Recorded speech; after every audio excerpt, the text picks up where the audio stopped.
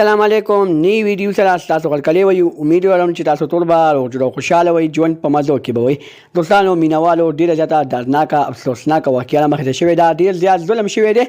دوستانو هلک او جنۍ په ثوابۍ کې ډیر زیات په بېدردۍ سره قتل کړی شوي دي هلک او جنۍ اول مرټیز وتښتېدل د کور نه بیا د هغه مرټیز تښتېدو نه بعد هغه هلک جنۍ سره غلط کار وکړو په هغه غلط کار کور باندې هغه جنۍ کورنۍ دوی ولیدل او دواړه یې د غیرت په نوم باندې قتل کړو دوستانو دوی داسې غلط کار ولې قدم اوچت کړو دوستانو دغه جنۍ د کور نه پیسې هم لري وې کالۍ هم لري دغه هلک باندې اعتبار وکړو او هلک ورته دوکه ورکړله دوستانو بیا څه چلو شو ټول معلومات د تاسو دلته په دې ویډیو کې درکوم زموږ دا ویډیو خامخا وګورئ چې پوره معلومات نه ځان خبر کړئ دغه رنګینو ښایسته معلوماتي ویډیوګانې لپاره زموږ خبر میډیا چینل سبسکرایب کړئ د نشان اوس خامخا ووهئ زموږ هر یوه نوې معلوماتي ویډیو تاسو ته په اسانۍ سره میلاویږي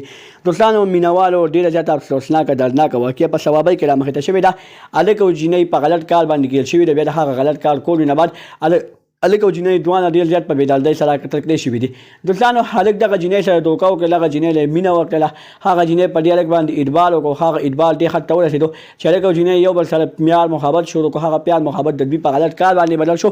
دوی د څلور پیړۍ مخکې غلط کار کړی دی هغه غلط کار کولو نه بعد دوی د واده فیصله وکړه او هغه جنۍ له دوکه ورکوله چې ته کور نه پیسې راوله کالۍ راوله موږ به پې ځان خپل کور والو او بیا به هلته موږ ښه د خوشحالۍ زندګي کوو جنۍ دوکه وخوړه جنۍ دغه رنګې کار وکړو د کور نه کالۍ راواخېستو پیسې راواخېستې څه 1 کروڑ 2 کروڑ روپۍ راواخېستې نورې څه کالۍ راواخېستو جنۍ کورنۍ لږه ښه وه لږ مالدار و خو دوستانو چې کله دغه هلک دغه جنۍ سره پیسې ولیدلې نو د هغه هلک لالچ نور هم سیوا شو او دغه جنۍ له دوکه ورکړه په دوکه باندې جنۍ ډېره زیاته په بېدردۍ سره ځان سپورټ کړله هغې سره یې غلط کار وکړو عزت یې ولید کړو پیسې یې ترېنه واخېستې هغه پیسې او هغه کالۍ چې کله جنۍ کورنۍ ولیدو نو دواړه یې د غیرت په نوم باندې قتل کړه او خپلې پیسې او خپل کالۍ ځان ته په خپله واپس باندې واخېستو دوستانو دا ډېره زیاته افسوسناکه دردناکه واقعه له خو رامخې ته شوه خو دوستانو موږ ټولو ته پکار دي موږ ته په دې واقعه کې دا سبق میلو شو چې موږ په باري کس باندې اعتبار نه کوو دغه رنګې نورو ښایسته معلوماتي ویډیوګانو لپاره زموږ خبر میډیا چینل سبسکرایب کړئ د نشان اوس خامخا ووهئ زموږ هر یوه نوې معلوماتي ویډیو تاسو ته په اسانۍ سره میلاویږي